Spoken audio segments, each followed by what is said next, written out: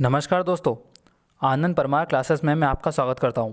उम्मीद है कि जो डेली मैं आपके लिए करंट अफेयर का क्वेश्चन जो लाता हूं और आपसे डिस्कस करता हूं, ये आपको अच्छे तरह से इनमें क्लियरिटी आती होगी। और अगर आज इससे रिलेटेड आपके पास कोई भी प्रॉब्लम है आपको इस वीडियो से रिलेटेड, तो आप कमेंट सेक्शन में लिख सकते हैं, ठीक है। उसका आंसर आपको बखूबी मिलेगा।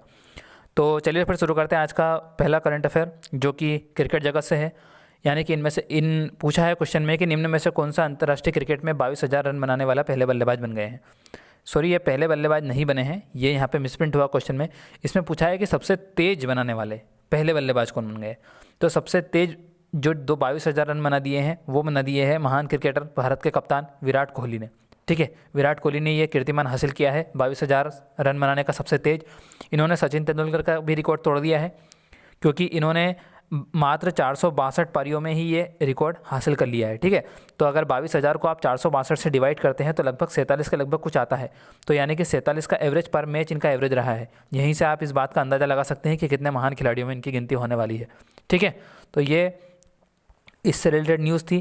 तो क्रिकेट से जो भी और प्लेयर न्यूज़ में थे वो भी मैं आपको बता देता हूँ फटाफट, क्योंकि कौन से खिलाड़ी न्यूज़ में थे ये काफ़ी बार पूछा जाता है।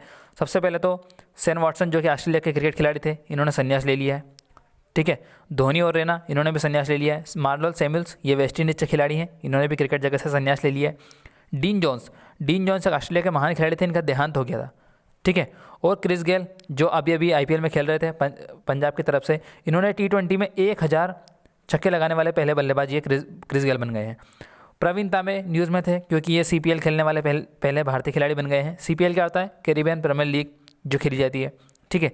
कैमरून वाइट, ऑस्ट्रेलिया के खिलाड़ी, संन्यास ले लिया है। तो ये सारे क्रिकेट खिलाड़ी न्यूज़ में थे, और इनको पढ़कर आप निश्चिंत हो जाइए कि किसी भी खिलाड़ी से रिलेटेड आपसे कोई क्वेश्चन पूछा जा सकता है। हाँ, एक खिलाड़ी और याद कर लीजिए, रोहित शर्मा, जिनको राजीव गांधी खेल रत्न अवार्ड भी मिला है इस बार का भारत में, ठीक है। भारतीय खिलाड़ी रोहित शर्मा।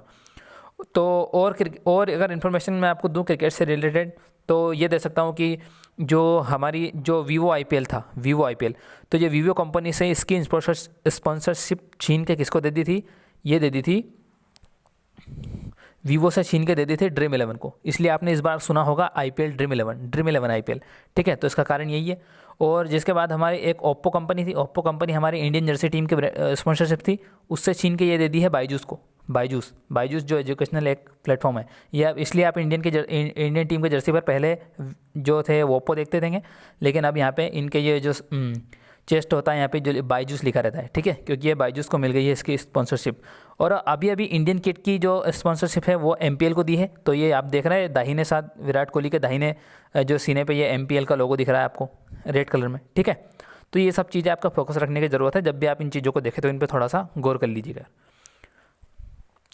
और क्रिकेट से रिलेटेड एक और न्यूज़ आपको दे सकता हूँ मैं, क्योंकि अभी अभी जो ICC है, इंटरनेशनल क्रिकेट काउंसिलिंग, उसके जो अध्यक्ष है शशांक मनाहर हमारे थे, उन्होंने इस्तीफा दे दिया था। उसके बाद अब ग्रेग बार्कल बन गए हैं। ग्रेग बार्कल जो न्यूजीलैंड के हैं, ग्रेग बार्कल ICC के अध्यक्ष, ठीक है।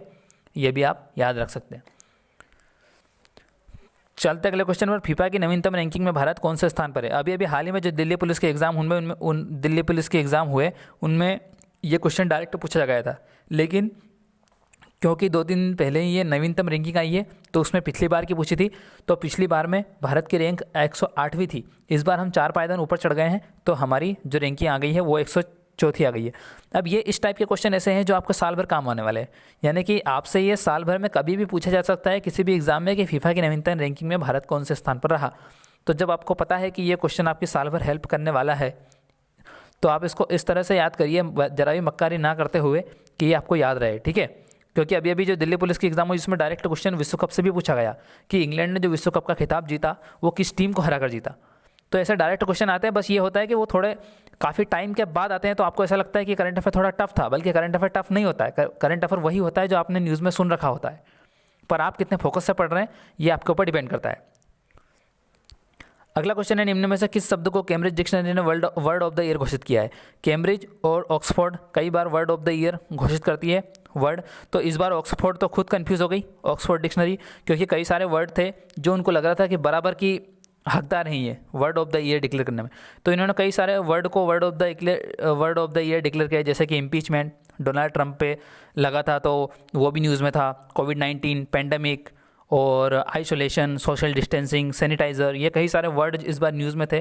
तो इन्हीं में से एक को कैम्ब्रिज यूनिवर्सिटी ने चुना है। तो कैम्ब्रिज डिक्शनरी ने चुना है इस बार, जो उनका वर्ड ऑफ द ईयर है वो चुना है क्वारंटीन को। क्वारंटाइन की स्पेलिंग आपको बखूबी पता होना चाहिए, ठीक है, क्वारंटाइन। और आपसे मैं एक कमेंट में क्वेश्चन पूछना चाहूँगा कि जो कोविड-19 है, तो कोविड-19 का फुल फॉर्म क्या है? और अगर ये क्वेश्चन आप कमेंट में नहीं बता सकते तो ये मानिए कि आपकी तैयारी बहुत लो लेवल पे है, आप किसी भी एग्ज़ाम को वर्तमान में क्रैक नहीं कर सकते, ठीक है। इतना बेसिक सा क्वेश्चन है ये, कोविड-19 का फुल फॉर्म आपसे पूछा है। चलते अगले क्वेश्चन पे। बुलेट ट्रेन परियोजना हिस्सा बनने के लिए किस कंपनी ने 700,000 करोड़ का ऑर्डर लिया है? यानी कि कौन ऐसी कंपनी है जो हमारी ये बुलेट ट्रेन परियोजना है। बुलेट ट्रेन परियोजना के बारे में मैं आपको बता देता हूँ। जो मुंबई से जो अहमदाबाद हाई स्पीड रेल परियोजना, उसको ही बुलेट ट्रेन परियोजना बोला जा रहा है, ठीक है, बुलेट ट्रेन प्रोजेक्ट। तो ये L&T ने स्वीकार किया है।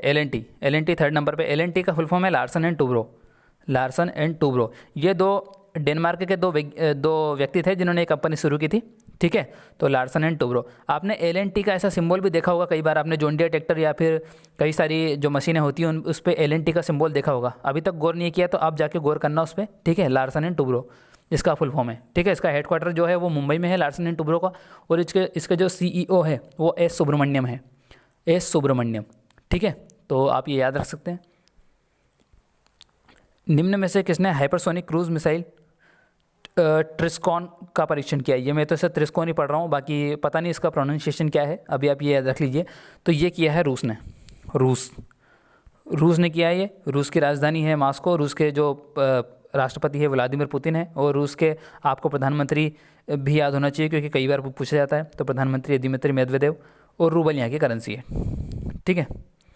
अगला क्वेश्चन है, केंद्रीय मंत्री नितिन गडकरी द्वारा किस राज्य में 16 राष्ट्रीय राजमार्ग परियोजना का उद्घाटन हुआ है? तो ये यूनियन मिनिस्टर है हमारे नितिन गडकरी। इनके पास कौन सा मंत्रालय है? खैर ये बाद में पूछूंगा मैं आपसे। तो इन्होंने ये उत्तर प्रदेश में शुरू की है जो राजमार्ग परियोजना है, 16 बड़ी राष्ट्रीय राजमार्ग परियोजना, ठीक है। तो ये जो नितिन गडकरी साहब जो है फोटो में देख रहे हैं, ये हमारे MSME मंत्री है। MSME का फुल फॉर्म क्या होता है? MSME का फुल फॉर्म होता है micro small and medium enterprise के हमारे मंत्री हैं, ठीक है, ये नितिन गडकरी साहब। अभी यूपी भी कई सारी चीज़ को लेकर न्यूज़ में है। तो यूपी के बारे में, लखनऊ यूपी की राजधानी है। योगी आदित्यनाथ यहाँ के मुख्यमंत्री हैं। आनंदीबेन पटेल जो MP की और यूपी की दोनों की गवर्नर है, राज्यपाल है। तो अभी यूपी न्यूज़ में क्यों था? क्योंकि पीलीभीत टाइगर रिजर्व, इसको जो बाघों की संख्या है टाइगर्स की वो डबल करने के लिए इसको एक अंतर्राष्ट्रीय पुरस्कार मिला है, ठीक है। और अयोध्या एयरपोर्ट का नाम बदलकर अभी मर्यादा पुरुषोत्तम श्री राम एयरपोर्ट रख दिया गया है योगी आदित्यनाथ द्वारा, ठीक है। तो ये भी इस कारण भी ये यूपी न्यूज़ में था। तो इसके बारे में इतना ही। चलते अगले क्वेश्चन पे।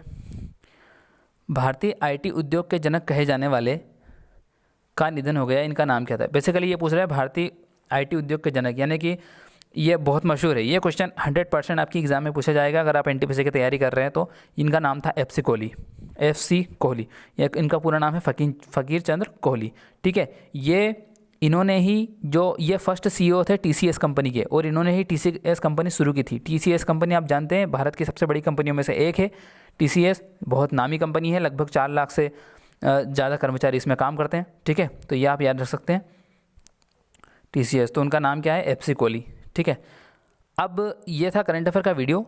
अब मैं आपसे एक क्वेश्चन पूछना चाहूँगा, क्योंकि मैं ये देखना चाहता हूँ कि आप कितने फोकस के साथ करंट अफेयर पढ़ते हैं। और अगर आप इस क्वेश्चन का आंसर नहीं दे पाते हैं तो ये आपको सोचने में मजबूर करेगा कि आपकी तैयारी बहुत कम है, या तो आप कंपटीशन एग्जाम की तैयारी फोकस से करिए या फिर जाने दीजिए, ठीक है। तो चलिए इस क्वेश्चन का आंसर दीजिए। निम्न में से किसने अपने पहले उपन्यास शगीबेन, इनका ये उपन्यास था शगीबेन, इनके लिए 2020 का ये यहाँ पे बुकर पुरस्कार आएगा, 2020 का बुकर पुरस्कार जीता है। यानी कि 2020 का बुकर पुरस्कार किसे मिला है? इनके उपन्यास का नाम था शगीबेन। तो इनका नाम बताइए। क्या ये लुईस ग्लक थे? क्या ये मार्गरेट एडवुड थे? पॉल बेट्टी थे? या डगलस स्टुअर्ट थे? आपके लिए एक ऑप्शन मैं कम कर देता हूँ यहाँ पे से। जो ये लुईस ग्लक है, ये ऑप्शन में मैंने इसलिए दिया है क्योंकि इन्हें भी एक बहुत बड़ा अवार्ड मिला है इस बार। वो इन्होंने किस फील्ड में मिला है इनको, लुईस ग्लक को, ये भी आप बताइए। और ये भी बताइए कि शगीबेन को बुकर पुरस्कार, शगीबेन के लिए बुकर पुरस्कार किसे मिला है। और मैंने आपसे एक कोविड-19 का फुल फॉर्म भी पूछा है। ये तीनों क्वेश्चन के आंसर कमेंट में दीजिए। आप बिल्कुल ये करंट अफेयर को हल्के में ना लें, ये करंट अफेयर मैं सॉलिड करंट अफेयर लाता हूँ और इनमें से आपको कई सारे एक क्वेश्चन एग्जाम में देखने को मिलेंगे। इस बात पे हम तब चर्चा करेंगे तब ये क्वेश्चन जब एग्ज़ाम में आएंगे। ठीक है, तो बाय फिर।